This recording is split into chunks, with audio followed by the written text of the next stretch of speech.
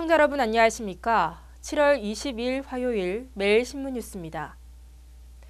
검찰 수사를 피해 달아난 세월호 실소유주 유병언 전 세무그룹 회장으로 추정되는 사체가 전남 순천에서 발견됐습니다. 전남지방경찰청은 지난달 12일쯤 순천 송치제 휴게소에서 2.5km가량 떨어진 매실밭에서 부패된 남성 시신을 한 구 발견했습니다. 경찰은 무연고자로 보고 시신의 신원 확인을 위해 엉덩이뼈 일부를 떼어내 DNA 분석을 의뢰한 결과 유 씨의 친형 병일 씨 DNA는 물론 검경이 이미 확보한 유 씨 DNA와도 일치한 것으로 전해졌습니다. 검찰 고위 관계자는 유 씨로 추정되는 사체가 발견됐다는 보고가 들어와 검경이 확인 중에 있다면서 국립과학수사연구원 등의 최종 조사 결과를 기다리고 있다고 전했습니다. 오늘도 전국에 폭염이 기승을 부리고 있습니다. 연일 계속된 무더위로 대구에는 폭염 경보가 발효됐는데요. 대구시가 무더위 쉼터 운영에 들어가는 등 대책 마련에 나섰습니다. 연일 계속된 무더위로 대구에 폭염 경보가 발효된 가운데 대구시와 8개 구군이 폭염 대비에 안간 힘을 쓰고 있습니다.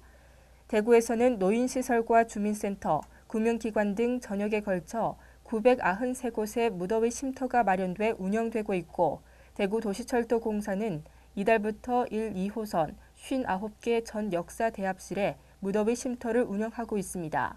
낮에 더울 때는 11시에 3시 사이에 활동을 삼가하시는 게 좋으시고요. 만약에 활동을 꼭 하셔야 되는 것 같으면 중간중간에 수분을 많이 섭취하시고 1시간마다 휴식을 취하시는 게 좋을 것 같습니다.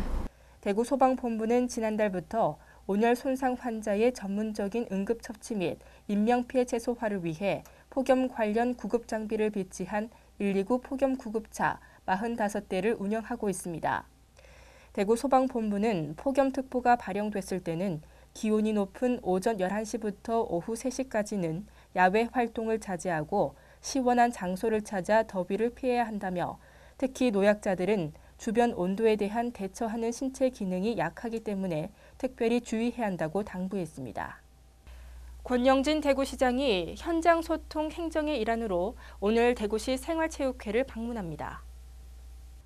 권영진 대구시장은 8개 구군 생활체육회장과 종목별 연합회장 등 관계자들과 간담회를 갖고 생활체육의 실태와 문제점 등 현장의 목소리를 듣고 체육정책 수립에 반영할 계획입니다. 권 시장은 취임 전 시민들의 건강 증진을 위해 생활체육 프로그램을 확대하고 동네 체육시설 확충, 전국 시니어 체육대회 개최 등 다양한 지원을 공약했습니다.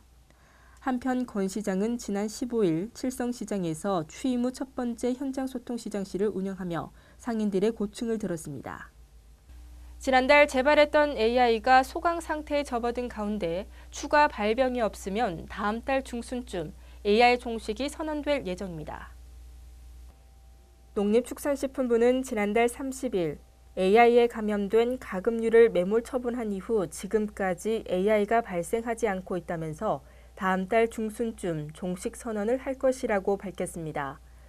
AI 방역 실실 요령에 따르면 AI 감염 가금류에 대한 마지막 매몰 처분을 마친 날로부터 30일이 지난 후 문제가 없으면 종식 선언을 할 수 있습니다. 다만 검사에 최장 2주 정도 걸리는 만큼 종식 선언 시점은 8월 중순이 될 것이라고 농식품부는 설명했습니다. 사업주가 근로자를 모집 채용할 때 차별 금지 항목에 학력에 따른 차별 행위가 새로 추가됐습니다. 고용노동부는 근로자 모집 채용 때 학력을 이유로 차별하는 행위를 금지하는 개정 고용정책기본법이 오늘 시행된다고 밝혔습니다. 현행 고용정책기본법 제7조는 취업 기회를 균등하게 보장하도록 규정하면서 차별 금지 항목으로 성별, 신앙, 연령, 신체 조건, 출신 지역, 혼인, 임신 등을 포함하고 있습니다.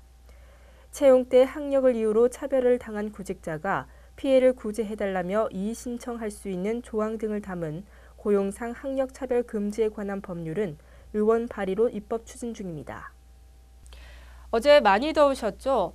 오늘 한낮에도 폭염이 기승을 부리면서 무덥겠습니다.